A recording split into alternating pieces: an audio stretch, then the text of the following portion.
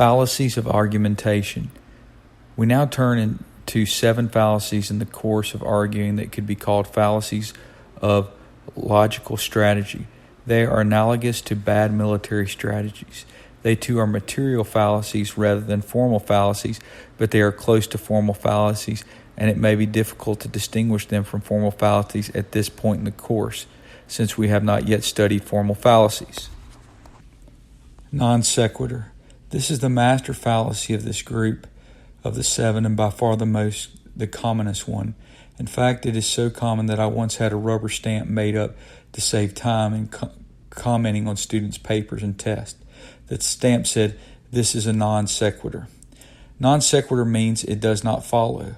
The conclusion simply does not logically follow from the premises or reasons or evidence given. Of course, every invalid argument is a non sequitur, since that is what an invalid argument means, an argument in which the conclusion does not logically necessarily follow from the premises, an argument in which it is possible that the premises be true yet the conclusion false. But this specific fallacy of non sequitur is a material fallacy, not a formal one. It depends on the content of the proposition, not the logical form. For example, the sky is blue, the sea is blue, therefore the sky is the sea, is a formal fallacy. But grass is green, I feel depressed today, therefore the grass is to blame for my depression, is a non sequitur. Ignoratio elenchi, E-L-E-N-C-H-I. This fallacy is usually called the fallacy of irrelevant conclusion, or the fallacy of false refutation. It means literally ignorance of the chain, that is, the chain of reasoning. It consists in giving reasons that prove a different conclusion than the one the argument purports to prove. The premises, like a misdirected arrow, hit another target that the one aimed at. You could thus also call this the fallacy of missing the point. It is very similar to non sequitur. Begging the question. Begging the question means assuming what you set out to prove, smuggling the conclusion back into the premises, usually under different words. This is a very common fallacy, and even great philosophers occasionally commit it. For instance, Descartes' famous cogito ergo sum, I think, therefore I am, is really an example of begging the question. For what he wants to prove is that he exists, that there is an I, but he assumes that there exists this I behind the thinking and puts it into his premise. This is not clear in Latin, where the I is not separate from the verb, but it is clear in English or in French. Je suis pensé donc je suis. And Descartes quickly amended his argument, changing it from the syllogism to a single supposed self-evident proposition, I think or I am.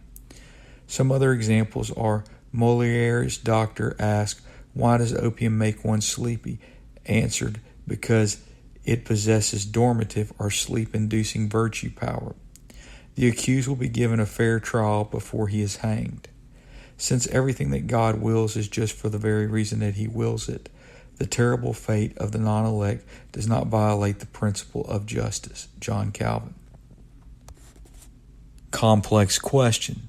This fallacy consists of asking a question which cannot be answered without begging another question. You're damned if you do and damned if you don't. The classic example is, have you stopped beating your wife?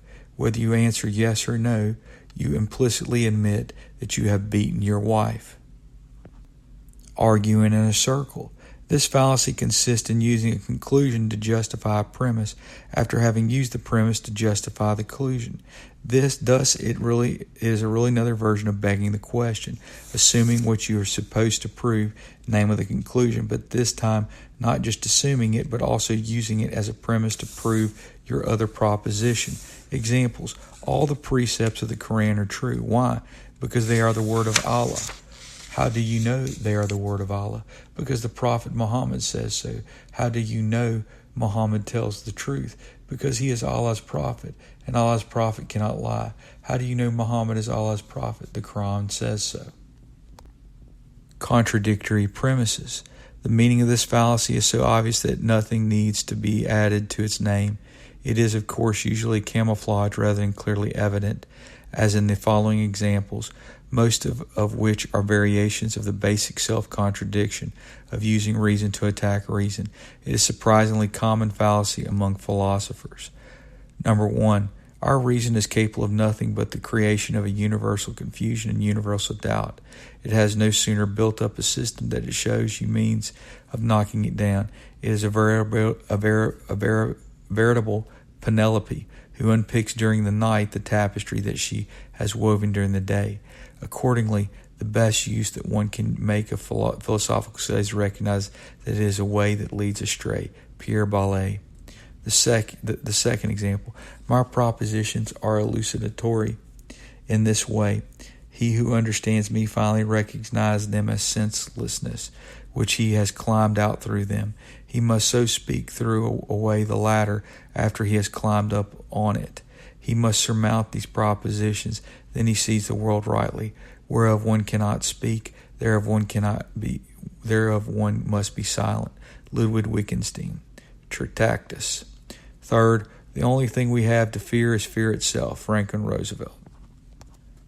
False assumption. This fallacy is similar to begging the question, but the false assumption is more covert. It is the basis for many jokes. For example, 2 old men, Seth and Jed, lived next to each other in Maine woods for 50 years without ever speaking to each other. Seth had often thought of breaking the ice, but he had always been afraid to go over to Jed's property because of an enormous, fierce-looking dog that was always on Jed's porch. One day he called out, "Jed, can I come over your yard?" "Yep, but Jed, if I come over your yard, won't your dog bite me?" "Nope." So Seth ventured into Jed's yard and was promptly torn in pieces by the dog. "You said your dog wouldn't bite me." "That ain't my dog."